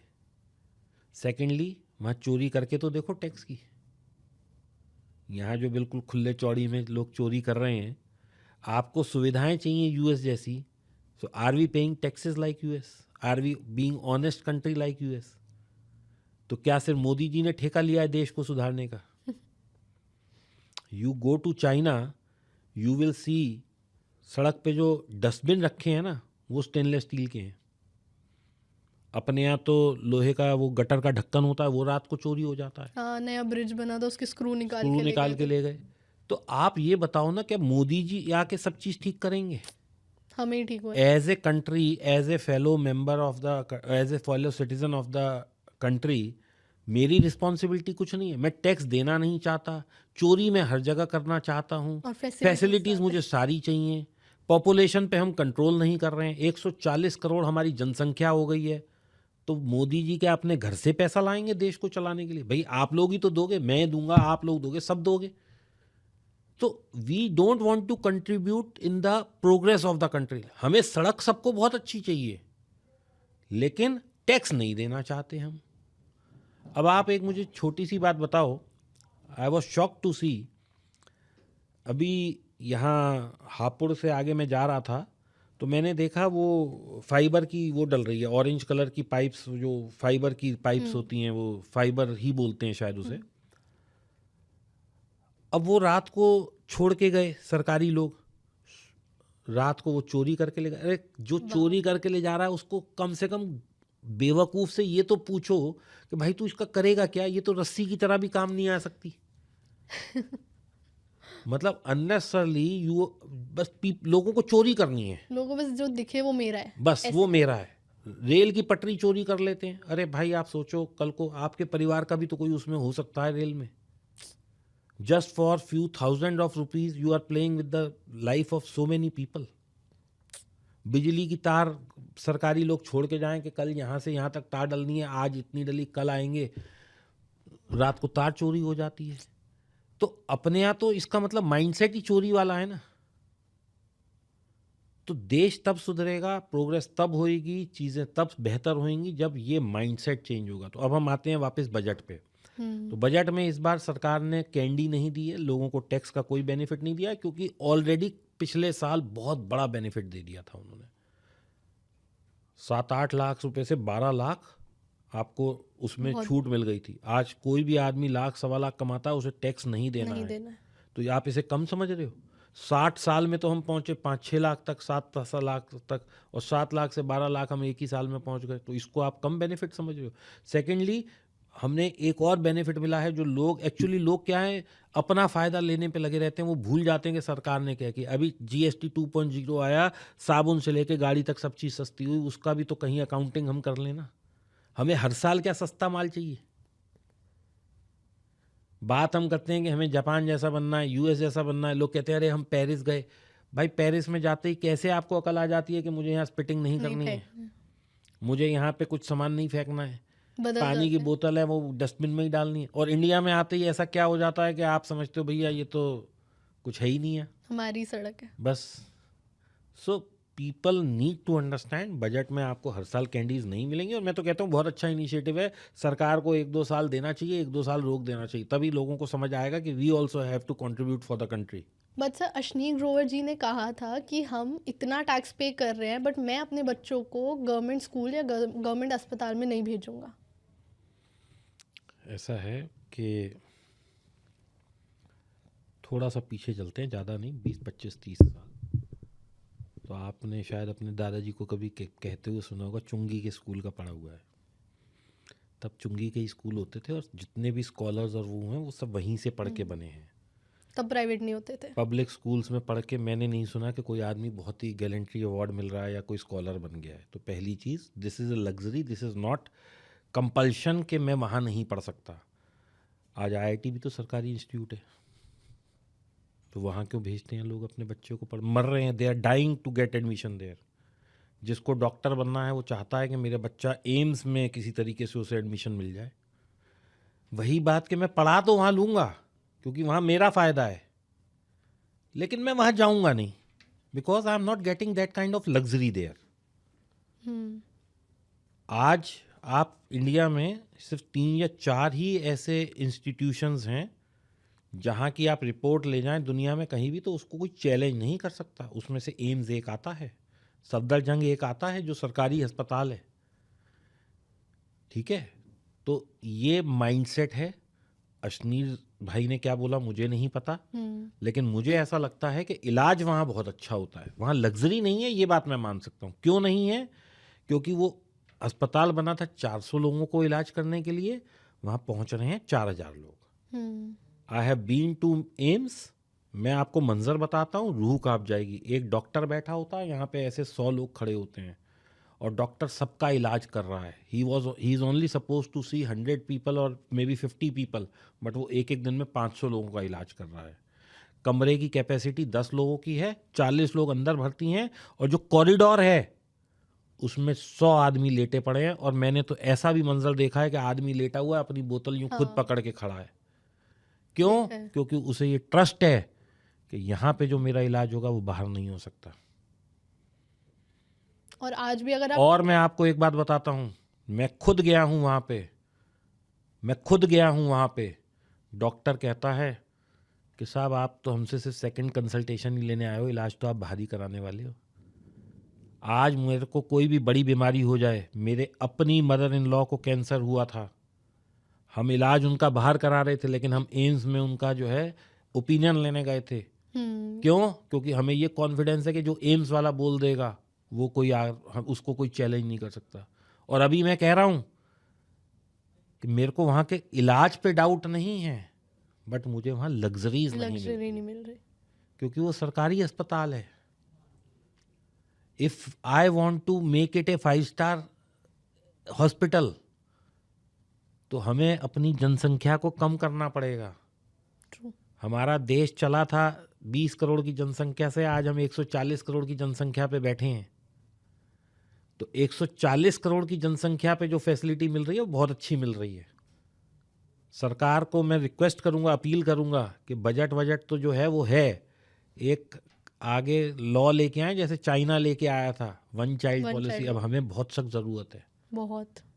We actually need to control our population. आज भी जो अंडर दी पॉवर्टी का तबका है या पॉवर्टी से थोड़ा सा ऊपर वाला तबका है, पॉवर्टी लाइन से 8-8 बच्चे हैं उनके।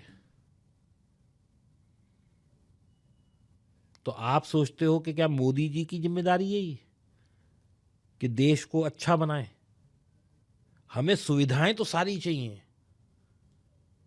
आज 80 करोड़ लोग राशन सरकार से पा रहे हैं और मैं कहता हूं वो सब राशन वेस्ट जा रहा है। बात सही है सर। और वही आई थिंक कोर इशू जो आपने आइडेंटिफाई किया है कि हमारी पॉपुलेशन बहुत ज़्यादा बढ़ती एंड इट इज एक्सपेंडिंग। वो एक्सपैंड करते करते हर सेक्टर को ख़राब करती भी जाएगी और ये एक वायरस की तरह फैलेगा। बिल्कुल सर, एक क्वेश्चन पे आता है फटाफट कि जैसे इंडिया और यूरोप की डील हुई थी जिससे निकला था कि हमारे इंडिया में कार सस्ती हो जाएगी, स्पेशली लग्जरी कार्स, क्या ये होने वाला है? भ्रमित है ये। क्यों? कौन सी गाड़ी सस्ती होगी? चलो हम पहले ब्रांड की बात करते हैं। क्या मारुति की गाड़ियां सस्ती होंगी? बिल्कुल नहीं होंगी, क्योंकि वो तो इंडिजीनियस है। अब हम बात करते हैं जो बड़े ब्रांड्स हैं, जो 40 लाख या 20-30 लाख से गाड़ी शुरू होकर 1 करोड़ तक है, वो भी सारी इंडिया में बन रही हैं या असेंबल हो रही हैं, तो वो भी सस्ती नहीं होंगी। बाहर से कौन सी गाड़ी आती हैं जो 1.5 करोड़, 2 करोड़, 2.5 करोड़, 4 करोड़ की हैं? उस कैटेगरी में कौन लोग फॉल करते हैं? जो फॉल करता है उसको बेनिफिट मिल जाएगा। उनकी वाली कार उनकी सस्ती हो गाड़ियां रही है। सस्ती होंगी, लेकिन आम आदमी को इससे कोई फर्क नहीं पड़ेगा। तो जो ये रीलें बन रही हैं, मैं उन सब लोगों से रिक्वेस्ट करूंगा, भाई पहले अपनी स्टडी करके आओ, पढ़ो पूरा कंसेप्ट। सिर्फ इसलिए नहीं कि मुझे इंस्टाग्राम की रील पे व्यूज चाहिए, मैं अपना कुछ भी बोल दूं। सोशल मीडिया पे भी लोगों को रिस्पॉन्सिबल होने की ज़रूरत है। तो गाड़ियां सस्ती हो रही हैं, मैं डिनायल पे नहीं हूं, लेकिन आम आदमी को फर्क नहीं पड़ने वाला। 2 करोड़, 3 करोड़, 5 करोड़ की गाड़ियां सस्ती हो रही हैं, ऑफ कोर्स वो हो रही हैं, लेकिन ये वाली गाड़ियां सस्ती नहीं हो रही। जो एक आम आदमी हाँ, खरीद आम सकता है। आदमी को जो इससे फर्क पड़ेगा वो ये है कि जो वो शराब पी रहा था 5-6 हज़ार की बोतल, वो जरूर सस्ती होने वाली है थोड़ी सी, हाँ, ठीक उस है। पे इम्पैक्ट आएगा, बाकी किसी चीज़ पे नहीं आने वाला। एक और ग्लोबल इम्पैक्ट की बात करें तो सऊदी अरेबिया ने अपनी स्टॉक मार्केट ओपन करी है फॉरेन इन्वेस्टर्स के लिए। तो क्या इंडियन इन्वेस्टर्स इन्वेस्ट कर सकते हैं और क्या रिस्क है इसके? इंडियन इन्वेस्टर इन्वेस्ट नहीं कर सकते उसमें डायरेक्ट, क्योंकि आपको कोई भी पैसा आप इंडिया से बाहर लेके जाते हैं ना, तो उसके ऊपर एक चेक पॉइंट है, जिसको कि हम फेरा फेमा और वो आरबीआई से परमिशन, जैसे आप जाओ और कहो मेरे पास पैसा है, ये मैं दुबई में घर खरीद लूँ, तो नहीं खरीद सकते आप, आपको गवर्नमेंट से चेक पॉइंट, एक परमिशन लेनी है। दूसरा, शायद लिमिट $2 लाख पर पर्सन की है, जो आप बाहर की कंट्री के किसी भी स्टॉक मार्केट में इन्वेस्ट कर सकते हैं। वो शायद अभी इस साल कुछ बड़ी घटी भी है, मुझे पास एग्जैक्ट नंबर्स नहीं है, लेकिन $2 लाख थी पहले एक साल में। हाँ, उतना आप इन्वेस्ट कर सकते हैं, लेकिन आप एक चीज़ समझने की कोशिश करो कि इंडिया में इतना एफआईआई क्यों आता है। हम लोग ना 140 करोड़ की जनसंख्या का देश है, हर दूसरा आदमी यहाँ मोबाइल लेके घूम रहा है। अभी आपको मैं बताऊं खुशी, अभी ना मैं बिहार से भी कहीं आगे गया था, बिहार के किसी गांव से मैं गया था, तो आई वॉज गोइंग, तो मुझे वो कुछ भूख सी लगी, तो मैंने देखा एक नारियल पानी वाला बैठा है, तो मैंने कहा भाई कितने का है, तो उसने कहा 70 रुपये का सर। मैंने उसे 500 का नोट निकाला, उसने कहा सर यूपीआई कर दो। So can you even imagine that the UPI has penetrated deep down the people. जो अनपढ़ लोग हैं वो भी आज यूपीआई से पैसा ले रहे हैं। आप धनिया लेने जाओ तो भी आप यूपीआई से एग्जैक्टली, सब्जी वाला भी वो ले रहा है, वो पढ़ा लिखा नहीं है, लेकिन यूपीआई वो बहुत यूपीआई ले अच्छे से यूज कर रहा है। तो हमारे यहाँ जो कंजम्पशन है वो इतनी ह्यूज है कि कोई सोच नहीं सकता। मैं आपको एक नंबर देता हूँ, आप इस पर जरा कैलकुलेशन करके देखो। हम लोग 140 करोड़ हैं, ठीक है। अमूमन मान लें कि 4 व्यक्ति हैं एक परिवार में, तो कितने परिवार हो गए? 35 करोड़ परिवार हो गए। 140 करोड़ है तो 35 करोड़ हो गए। अभी आप मान के चलो इंडिया में कोई फैक्ट्री नहीं चल रही, कोई काम नहीं हो रहा, कोई मोबाइल नहीं चल रहा, कोई इंटरनेट नहीं चल रहा, कोई बिजली नहीं आ रही, कुछ नहीं हो रहा, सिर्फ आदमी रह रहे हैं, कहीं से आमदनी भी नहीं हो रही, ठीक है। फिर भी खाना खाएंगे ना। हाँ, सर्वाइवल के लिए खाना तो खाएगा। 140 करोड़ आदमी या 35 करोड़ परिवार 100 रुपये का भी रोज खाएं तो देखना कितनी वो निकलती है। वॉल्यूम लगाओ जरा, पूरे महीने का कितना होता है। Just imagine that number. बहुत है। लोगों के मतलब और कंट्रीज की, यूरोपियन कंट्रीज की जीडीपी नहीं है जितने का तो हम महीने में खाना खा जाते हैं। 100 रुपये तो बेयर मिनिमम खाना खा ही लेगा एक आदमी आराम से। तो 140 करोड़ इंटू 100 इंटू 30 लगाओ जरा, कितने कंट्रीज की जीडीपी से नीचे आ जाएंगे हम। True. So we are a country of huge consumption. हर कंट्री यहाँ आना चाहती है अपना माल बेचने। और आज चलो हम एक और दूसरे डेटा पे बात करते हैं। कोविड आया, लोगों के पास काम नहीं था, लोगों के काम नहीं चल रहे थे, लोग ईएमआई डिफ़ॉल्ट कर रहे थे। कौन सा ऐसा आदमी है जिसने मोबाइल यूज़ करना बंद कर दिया हो कि भैया मेरे पास खाने को नहीं है, मेरे पास कुछ नहीं है, मैं 300 रुपये का रिचार्ज भी नहीं करा रहा था? कोई तो मुझे बताओ। कोई नहीं। बल्कि उस टाइम में तो कंटेंट की कंजम्पशन और बढ़ गई, लोगों के इंटरनेट की और डिमांड बढ़ गई। तो आज 140 करोड़ में से 100 करोड़ आदमी अगर मोबाइल यूज़ कर रहा है तो ये तेजी आए मंदी आए करते ही रहेंगे। हमारे यहाँ पेट्रोल का रेट बढ़ता है 2 रुपये, उस दिन तो रात को 12 बजे तक लाइन दिखती है कि अगले दिन कौन खड़ा होता है, सब उसको अडॉप्ट कर लेते हैं। बिजली का रेट 10 रुपये से 12 रुपये यूनिट हो जाए तो क्या हमने पंखे चलाने बंद कर दिए या एसी चलाने? सब एक्सेप्टेबल है, चलता रहता है। सीएनजी की गैस 40 रुपये से 84 रुपये हो गई, किसने घर में खाना बनाना बंद कर दिया बताओ? हम दे मार गाली दे रहे हैं ब्लिंकिट को कि भैया तुम राइडर्स को पैसे नहीं दे रहे। क्या हम में से किसी ने भी उस सुविधा का वो कम करा? बिल्कुल नहीं। फिर so we are people, we know only criticism. हम सिर्फ दूसरे पे ऐसे उंगली उठा के क्रिटिसाइज करते हैं। हम ये नहीं देखते कि देश में सहूलियत कितनी है। अगर आपको कभी देखना है तो आप अफ्रीकन कंट्रीज जाके देखो, आप पाकिस्तान में जाके देखो, आप श्रीलंका में जाके देखो क्या हालात हैं उन कंट्रीज़ के और हम कितने अच्छे हैं उनसे। You will understand. I have traveled almost all of the world, so I have seen various, cultures, various people. I have seen almost all the countries. मुझे पता है कि हम कितने सुख में रह रहे हैं। सही बात है सर। एक लास्ट क्वेश्चन बिफोर हम ये एपिसोड को एंड करें, जो मुझे बहुत मज़ा आया, but which industry are you betting on in 2026? Audience जानना चाहेगी दीपक वाडवा कौन सी इंडस्ट्री पे बेट करना चाहिए? मैं इंडिया पे बेट करूंगा जी। फिर भी कोई इंडस्ट्री, मैं क्योंकि स्टॉक पे बेट कोई करना, स्टॉक पे बेट करता ही नहीं हूँ। हाँ, मैं कहता हूँ आप निफ्टी में पैसा लगाइए। Nifty is a basket of top 50 companies. किसी को कुछ नहीं समझने की ज़रूरत है। डिफेंस चलेगा, सोलर चलेगा, कार चलेगी, ऑटोमोटिव चलेगा, बैंक चलेगा, पैसा चलेगा, कुछ नहीं चलेगा, निफ्टी चलेगी। अगर निफ्टी मुझे खाली बैठे बैठे 17-18% दे रही है तो मैं क्यों भागूं स्टॉक के पीछे? When my index is capable of doing so good, आज मैं किसी कंपनी पे पैसा लगा दूं, वो 2-3-6 महीने अच्छा परफॉर्म भी कर दे, 5-7वें महीने फिर कोई कॉर्पोरेट गवर्नेंस का इशू आ जाए, कोई उसके यहाँ डकैती हो जाए, कोई उसके यहाँ वो प्रमोटर की, भगवान ना करे मैं गलत बात बोलूं, किसी की डेथ हो जाए, तो मतलब वो कंपनी तो गई। तो why I should bet on any one person और एनी वन कंपनी? मैं देश पे क्यों नहीं बेट करूं जब मुझे पता है कि दुनिया का पैसा यहाँ लग रहा है, FII यहाँ आ रहा है। अभी ट्रम्प साहब ने चाहे अपनी वर्चस्व दिखा के कुछ भी करके डील करा ली ना, तो उनको भी तो अपना माल बेचना है। And he seeing India as a big resort. True. भैया तुम रशिया से तेल नहीं लोगे, तुम हमारा ले लो। ट्रू। तो तकलीफ है ना उसे कि हम रशिया से ले रहे थे और वो चाहता है कि हम अब उनका लें तेल। तो सिंपल सी बात है, we are a one of the biggest consumer after China for anything. तो इसलिए हमारे अंदर बहुत इमेंस पोटेंशियल है। इंडिया तो अभी ग्रोथ स्टोरी शुरू हुई है। आने वाले 10-20 साल तो इतना बढ़ना है क्योंकि हम डेवलपिंग से डेवलप में आएंगे। लेकिन इसमें कंट्रीब्यूशन केवल मोदी जी हो या कोई सी भी गवर्नमेंट आ जाए उसका नहीं होगा, लोगों को भी एफर्ट करना पड़ेगा। We all of us have to understand that this is our country. We all have to contribute for nation building. बहुत सही बात बोली है sir. I think this was the perfect end to our episode, जिसमें इतना कुछ जानने को मिला। मैं एज अ पर्सन, मैं ऑडियंस को रिप्रेजेंट कर रही हूँ यहाँ पे, तो मुझे अगर इतना कुछ सीखने को मिला है, एक माइंड की क्लैरिटी मिली है, बहुत सारी चीज़ें समझ पाई हूँ मैं from a person, from an expert like you, जो इतने सीजन ट्रेडर है। जैसे हम एपिसोड से पहले बात कर रहे थे, आप 15 साल से ट्रेडिंग कर रहे हैं, तो एक्सपीरियंस बोलता है। And having so much knowledge and experience, वो दिखा।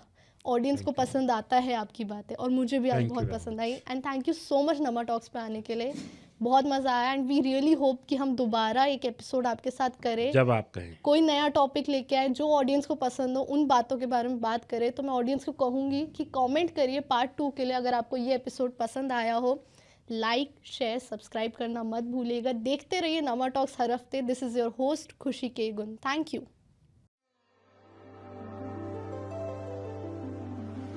रख दे तू कोई दिल विच गल्लां, रब दिया बंदिया तू सब जाने। अपने अंदर लेके तुरदा, क्यों फिक्रां विच पल तू गवावें। कुछ राज तेरे कट अपने